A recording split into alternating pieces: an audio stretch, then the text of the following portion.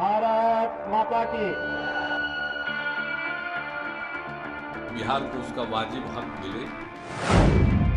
बिहार में यूपी के सीएम योगी आदित्यनाथ की हुंकार। बड़ी संख्या में बिहार का नौजवान रोजगार के लिए पलायन करता है। वो पलायन करता है यहाँ से कानपुर के लिए, यहाँ से दिल्ली के लिए, यहाँ से मुंबई के लिए, यहाँ से पंजाब के लिए। आखिर वह कार्य बिहार में भी तो हो सकता है।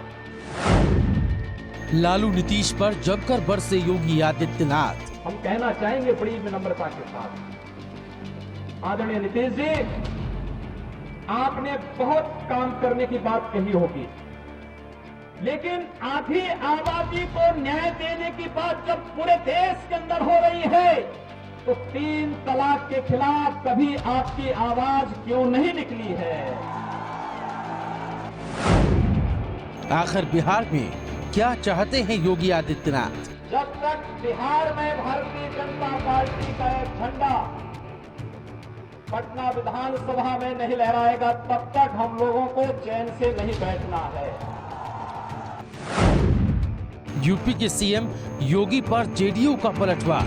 2020 के पहले 2019 आएगा और 2019 में जो प्रधानमंत्री श्री नरेंद्र मोदी जी की पाप की लंका जलकर पहले ही राख हो जाएगी। ऐसे बड़बोले बयानों से बिहार में अगर कोई सत्ता बदलाव का दिवा स्वप्न देख रहे हैं योगी आदित्यनाथ जी, तो सबसे पहले उन्हें अपने 80 दिनों के कार्यकाल में जो उत्तर प्रदेश में अराजक स्थिति हुई है, उस पर उन्हें ध्यान केंद्रित करना चाहिए।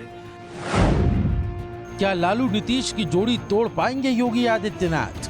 जब मैं नीतीश जी और लालू जी की जोड़ी देखता हूं तो मुझे लगता है कहा रहीम ने कैसे निभे बेर केर का संग। मुझे बड़ा आश्चर्य होता है कैसे निभ रहा है ये, लेकिन ये बेमेल शादी बिहार को कहां ले जा रहा है? धरती माता ने कल यहाँ पर खूब आज बारिश करके भले हमारे कार्यक्रम में थोड़ी देर के लिए बाधा जरूर आई होगी, लेकिन ये साबित कर दिया है प्रकृति अब इस बेमेल शादी को बर्दाश्त करने वाली नहीं। बिहार में एक सफाई अभियान चलने वाला है।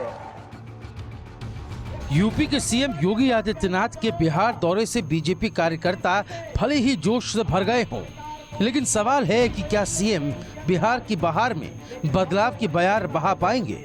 ये सवाल इसलिए खड़ा हो रहा है कि योगी आदित्यनाथ ने बिहार के दरभंगा में आरजेडी सुप्रीमो लालू यादव और सीएम नीतीश कुमार पर निशाना साधते हुए ये दावा किया कि साल 2020 तक बिहार में बीजेपी की सरकार बनवाकर ही दम लेंगे। ये मेरा आगमन पहली बार जरूर है, लेकिन मान के चलिए कि 2020 तक बहुत बार मुझे यहाँ प्रवास करने हैं, हर जिले में मुझे आना है।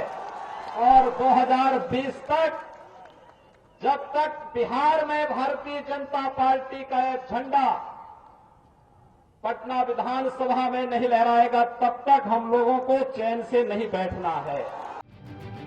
बिहार में विधानसभा चुनाव में अभी काफी वक्त है, लेकिन जिस तरह से बीजेपी के फायर ब्रांड नेता और यूपी के सीएम योगी आदित्यनाथ को लालू और नीतीश को घेरने के लिए बिहार में प्रोजेक्ट किया गया है, वो बिहार फतह के लिए बीजेपी की रणनीति का एक हिस्सा लग रहा है। वैसे योगी आदित्यनाथ ने भी मौके का फायदा उठाया और उन्होंने वोट बैंक के ध्रुवीकरण करने का मौका नहीं चूका। लगे हाथ नीतीश कुमार से अवैध बूचड़खाने पर सवाल खड़ा कर दिया। मैं बड़ी विनम्रता के साथ कहना चाहूंगा नीतीश जी से, हमारी सरकार को भी 100 दिन नहीं हुए उत्तर प्रदेश के अंदर, लेकिन हम लोगों ने कुछ कार्य जरूर किए हैं और उनमें से हम लोगों ने एक कार्य किया, और वह कार्य किया जितना भी इलीगल स्लॉटरिंग था, अवैध बूचड़खाने थे, 24 घंटे के अंदर उत्तर प्रदेश के अंदर बंद करवा दिए। जेडीयू मानती है कि योगी आदित्यनाथ और बीजेपी की कमजोर कड़ी क्या है, लिहाजा योगी के सवालों पर जेडीयू ने भी पलटवार किया। आदरणीय योगी जी, वैध और अवैध का अंतर बताइए। अवैध बूचड़खाने अगर गलत लग रहे हैं तो वैध बूचड़खाने में कौन सा बाबा रामदेव का जड़ी बूटी कट रहा है? नारियल, सुपारी, गन्ना, किसकी कटाई हो रही है? ये देश की जनता को बताइए। 3 तलाक जैसे संवेदनशील मसले पर भी योगी आदित्यनाथ ने बिहार के सीएम नीतीश कुमार को घेरने की कोशिश की और सेकुलर नेताओं की कथनी और करनी में फर्क बताया। आधी आबादी को न्याय मिले, 3 तलाक पर इस देश के कुछ सेकुलर नेताओं की चुप्पी न केवल इस देश की आधी आबादी को न्याय से वंचित करती है, अभी तो उनकी कथनी और करनी में भी भारी अंतर को प्रदर्शित कर देता है। ये लोग बोलते कुछ और हैं, करते कुछ और हैं। आखिर आधी आबादी को क्यों न्याय नहीं मिलना चाहिए? क्यों नहीं 3 तलाक पर बिहार की सरकार में स्पष्ट अपनी राय जाहिर करती है और सुप्रीम कोर्ट में जाकर के इस बात को क्यों नहीं कहती है कि 3 तलाक अनैतिक है, इसको रोका जाना चाहिए, आधी आबादी को भी न्याय मिलना ही चाहिए। इस बात की घोषणा क्यों नहीं यहां की सरकार करती है, क्यों नहीं आदरणीय नीतीश कुमार जी करते हैं? 3 तलाक की बात पर योगी आदित्यनाथ के सवालों का जवाब देने इस बार आरजेडी सामने आई और योगी आदित्यनाथ को अज्ञानी बता दिया। ऐसा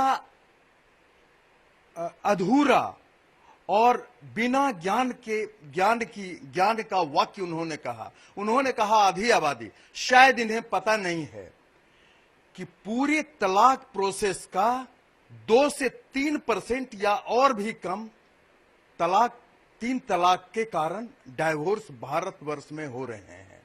और अभी भी भारतवर्ष में जो तलाक का सबसे बड़ा कारण है, खासकर हिंदी हार्टलैंड में दहेज प्रथा, उसके बारे में मोदी जी क्यों नहीं बोल रहे हैं? योगी ने अपना पूरा भाषण बुलेट प्रूफ शीशे के पीछे खड़े होकर दिया। सवाल यह है कि क्या बिहार की जनता और योगी के बीच ये शीशे की दीवार क्या बीजेपी को सत्ता में पहुंचने में बाधा नहीं बनेगी?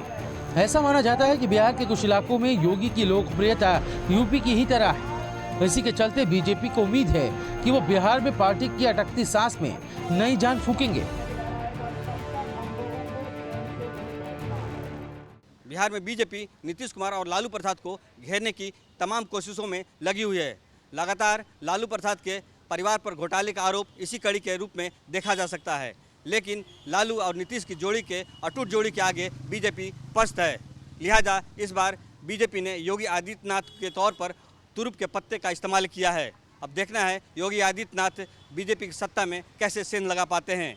कैमरामैन मनोज दुबे के साथ अजय शेखर प्रकाश, JK24/7 न्यूज़।